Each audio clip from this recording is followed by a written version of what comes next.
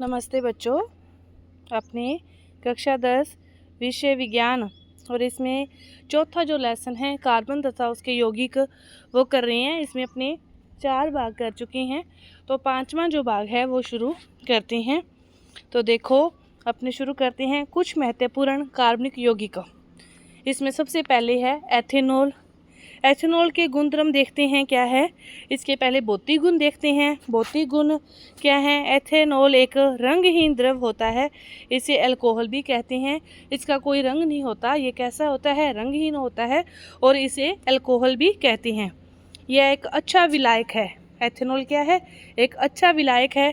इसीलिए इसका जो उपयोग है वो tincture, iodine, cough syrup, tonic जैसी और आदि औषधियों में होता है। ये अपने अंदर घोलने की क्षमता रखता है। ये अच्छा विलायक है। इसके बाद एथेनॉल को किसी भी अनुपात में जल में मिलाया जा सकता है और इसका जो गलनांक है वो 156 केल्विन और क्वथनांक इसका 351 केल्विन होता है। एथेनॉल क्या है? एक रंगहीन द्रव है। अल्कोहल भी इसको कहते हैं। ये अच्छा विलायक है।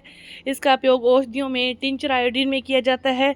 इसको किसी भी अनुपात में जल में मिलाया जा सकता है। एथेनॉल के जो रासायनिक गुणधर्म है वो थे भौतिक गुणधर्म। अब अपने रासायनिक गुणधर्म देखते हैं। तो रासायनिक गुणधर्म में सबसे पहले दहन ऑक्सीजन की उपस्थिति में होता है। तो एथेनॉल वायु में नीली लौ के साथ जलकर कार्बन डाइऑक्साइड तथा जल बनाता है। कैसी लौ के साथ जलता है एथेनॉल? नीली लौ के साथ जलता है और क्या बनाता है? कार्बन डाइऑक्साइड और जल बनाता है। एथेनॉल C2H5OH ऑक्सीजन की उपस्थिति में दहन हुआ तो क्या बना? कार्बन डाइऑक्साइड बना और जल बना। इसके बाद 2 नंबर पे पोटेशियम पर मैग्नेट के साथ अभिक्रिया KMnO4 के साथ एथेनॉल की जब क्रिया करवाई जाती है वो अल्कोहल की क्रिया करवाई जाती है। एथेनॉल का मतलब अल्कोहल। तो क्या बनता है? कार्बोक्सिलिक अम्ल बनता है। पहले भी अपने पढ़ा है कि इसमें ऑक्सीजन देने की क्षमता होती है। CH3CH2OH की क्षारीय KMnO4 के साथ जब अभिक्रिया हुई तो क्या बन गया? CH3COOH कार्बोक्सिलिक अम्ल बन गया है। इसके बाद एथेनोइक अम्ल से क्रिया एथेनॉल तथा एथेनोइक अम्ल शानदार सल्फ्यूरिक अम्ल की उपस्थिति में जब इनकी अभिक्रिया करवाई जाती है तो क्या बनता है? एथिल एथेनोएट बनता है और साथ में जल बनता है। कि अल्कोहल व सल्फ्यूरिक अम्ल की परस्पर अभिक्रिया के फलस्वरूप जो यौगिक बनते हैं उन्हें एस्टर भी कहते हैं। उन्हें क्या कहते हैं? एस्टर कहते हैं। तो इस अभिक्रिया को क्या कहते हैं? एस्टरीकरण। उसको एस्टर कहते हैं। तो ये अभिक्रिया क्या कहलाई? एस्टरीकरण कहलाई। क्या है अभिक्रिया? एथेनॉल C2H5OH और CH3COOH शानदार सल्फ्यूरिक अम्ल की उपस्थिति में अभिक्रिया हुई तो एथिल एथेनोएट और जल बन गया। यह अभिक्रिया क्या कहलाती है? एस्टर कहलाती है। जो बना उसे क्या कहते हैं? एस्टर कहते हैं। तो इस अभिक्रिया को क्या कहते हैं? एस्टरीकरण कहते हैं। इसके बाद सोडियम से क्रिया। जब एथेनॉल की सोडियम के साथ अभिक्रिया करवाई जाती है तो क्या बनता है? एथोक्साइड का, सोडियम एथोक्साइड का और साथ में हाइड्रोजन गैस निकलती है। सोडियम एथोक्साइड बनता है और साथ में हाइड्रोजन गैस निकलती है। इसके बाद 2 नंबर पे आ गया एथेनोइक अम्ल। इसके भौतिक गुणधर्म देखते हैं। एथेनोइक अम्ल के भौतिक गुणधर्म क्या है? एथेनोइक अम्ल को एसिटिक अम्ल भी कहते हैं। यह कार्बोक्सिलिक अम्ल के समूह से संबंध रखता है। एसिटिक अम्ल के 3-4% विलयन को सिरका भी कहते हैं। शुद्ध एथेनोइक अम्ल का जो गलनांक है वो 290 के होता है। शुद्ध का होता है 290 के। और एसिटिक अम्ल के 3 से 4% विलयन को सिरका भी कहते हैं। एथेनोइक अम्ल भी क्या है? जल के में विभिन्न अनुपातों में घोला जा सकता है। और एथेनॉल को भी और एथेनोइक अम्ल को भी। ये भी रंगहीन है और इसकी तीक्ष्ण गंध वाला होता है। एथेनोइक अम्ल तीक्ष्ण गंध वाला होता है। एथेनोइक अम्ल के रासायनिक गुणधर्म देखते हैं। तो सबसे पहले एस्टरीकरण अभिक्रिया। एस्टरीकरण अभिक्रिया एथेनोइक अम्ल किसी अम्ल उत्प्रेरक की उपस्थिति में जब इसको क्रिया करवाई जाती है तो क्या बनता है? एस्टर बनता है। एथेनोइक अम्ल और अल्कोहल एथेनॉल की उपस्थिति में जब किसी अम्ल को उत्प्रेरक रख कर इसकी क्रिया करवाई जाती है तो क्या बन गया, एस्टर बन गया। एस्टर बन गया तो यह अभिक्रिया क्या कहलाती है, एस्टरीकरण अभिक्रिया कहलाती है। क्षारक के साथ अभिक्रिया करती हैं खनिज अम्ल की भांति एथेनोइक अम्ल, सोडियम हाइड्रोक्साइड क्षारक जो OH देते हैं वो क्या कहलाते हैं, क्षारक कहलाते हैं। तो NaOH क्षारक है से अभिक्रिया करके सोडियम एथेनोएट बनाता है। NaOH CH3 COOH से क्रिया की तो क्या बन गया, हाइड्रोजन की जगह क्या आ गया, सोडियम आ गया, हाइड्रोजन का प्रतिस्थापन हो गया और क्या बन गया, जल बन गया।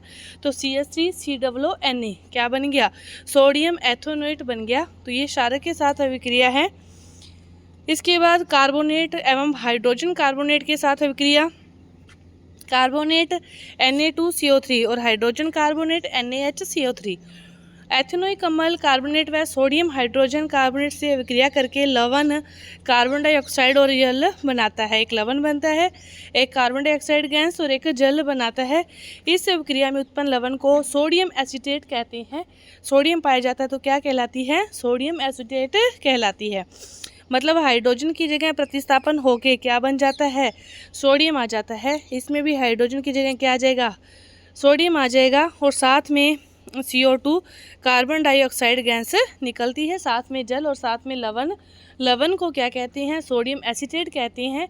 बस सोडियम का हाइड्रोजन का प्रतिस्थापन कर देता है और उसकी जगह पे खुद आ जाता है सोडियम। इसके बाद आपका है साबुन और अपमार्जक। सबसे पहले साबुन। साबुन बहुत पुराने अपमार्जक हैं जिन्हें तेल वसा को क्षार द्वारा जल अपघटन करके बनाया जाता है। बहुत पुराने समय से हैं ये। इस प्रक्रिया में साबुन उच्च वसा अम्लों जैसे स्टेरिक अम्ल, ओलिक अम्ल, पामेटिक अम्लों से के सोडियम व पोटेशियम लवणों तथा ग्लिसरीन बनते हैं। इस प्रक्रिया को ही साबुनीकरण कहते हैं। तो देखो स्टेरिन वसा क्या है, उसका सूत्र ये है कि 3 अणु हैं CH2O CO C17H35। इसके 3 अणु हैं। तीनों अणु की जब क्रिया करवाई जाती है NaOH के साथ, उसके भी 3 हैं, इसके भी 3 हैं, क्रिया करवाई जाती है तो जो OH है वो इनके साथ लग जाता है। बाकी जो सारे हैं उसकी क्या बन जाती है, साबुन बन जाती है CH17H35 COONA। Na है वो तो पीछे वाले के साथ लग जाता है और OH आगे वाले के साथ लग जाता है, आधे आधे भाग में डिवाइड हो जाता है और ग्लिसरॉल बन जाता है CH2OH CHOH CH2OH और C17H35 COO के साथ Na लग के क्या बन जाती है, साबुन बन जाती है। कोई औखी नहीं है, याद करनी सौखी है कि 3 अणु लेने हैं बस, और आगे वाले भाग के साथ OH और पीछे वाले भाग के साथ क्या लग गया, Na लग गया और आपकी साबुन बन गई। इसमें देखो साबुन कोलाइडी अवस्था में रहता है। सोडियम तथा पोटेशियम लवण जल में विलय होने के कारण इनका उपयोग स्वैच्छिकरण क्रिया में किया जाता है। सोडियम साबुनों की तुलना में पोटेशियम साबुन त्वचा के लिए कोमल होते हैं। सोडियम की अपेक्षा पोटेशियम वाले क्या होते हैं, कोमल होते हैं तथा जल में अधिक विलय होते हैं। इसी कारण शेविंग क्रीम, शैम्पू, नहाने का साबुन, इसमें पोटेशियम लवणों का यूज़ किया जाता है क्योंकि वो हमारी त्वचा के लिए क्या होते हैं, बढ़िया होते हैं। इसके बाद है अपमार्जक। अपमार्जक वे शोधन अभिक्रमक होते हैं जिनमें साबुन के सभी गुण होते हैं परंतु जो वास्तव में साबुन नहीं होते। साबुनों के गुण तो होते हैं लेकिन वास्तव में साबुन नहीं होते, तो वो क्या होते हैं, अपमार्जक होते हैं। ये मृदु होते हैं, कठोर होते हैं। दोनों प्रकार के जल में ही ये क्या होते हैं, प्रयुक्त होते हैं। ये बर्फीले जल में भी झाग देते हैं। इन्हें साबुन विहीन साबुन भी कहते हैं। ये साबुन नहीं होते लेकिन साबुन के सभी गुण होते हैं, इसीलिए इन्हें साबुन विहीन साबुन भी कहते हैं। मिसेल। साबुन जैसे सोडियम स्टीरेट में मिसेल का बनना इस प्रकार है। मिसेल कैसे बनता है, देखो सोडियम जो साबुन क्या था C17H35 COONA, इसमें O नेगेटिव और Na पॉजिटिव है तो इसमें Na का त्याग हो जाता है और पीछे क्या बचा, C17H35 COO माइनस। इसका जब जल में आयनन होता है तो इस प्रकार बन जाता है। और आयनन से जो प्राप्त है ऋणायन है, इसको हम निम्न प्रकार से लिख सकते हैं। जो आयन से ऋणात्मक है इसको कैसे लिखते हैं, देखो कि हाइड्रोकार्बन भाग जल विरोधी जो भाग है ये वाला है, और जो जल स्नेही भाग है वो ये वाला है माइनस वाले को। इसे पूंछ जल विरोधी और इसे सिर कहते हैं जल स्नेही, जिसका जल से स्नेह है तो COO नेगेटिव। इस प्रकार से इसको अपने अलग अलग करके लिख सकते हैं। यह हाइड्रोकार्बन जो भाग है C17H35, इसे कण की पूंछ या ध्रुवीय भाग भी कण की पूंछ कहते हैं, और COO नेगेटिव को ध्रुवीय भाग सिर कहलाता है। इस प्रकार अणुओं का द्रव स्नेही तथा द्रव विरोधी भाग परस्पर जुड़कर एक व्यवस्थित रूप से इकट्ठे हो जाते हैं, तो ये क्या बन जाती है, मिसेल बन जाती है।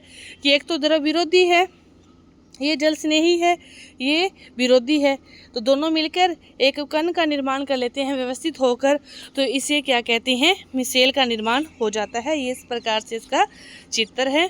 इसी के साथ आपका ये जो पाठ है वो पूरा हुआ। धन्यवाद।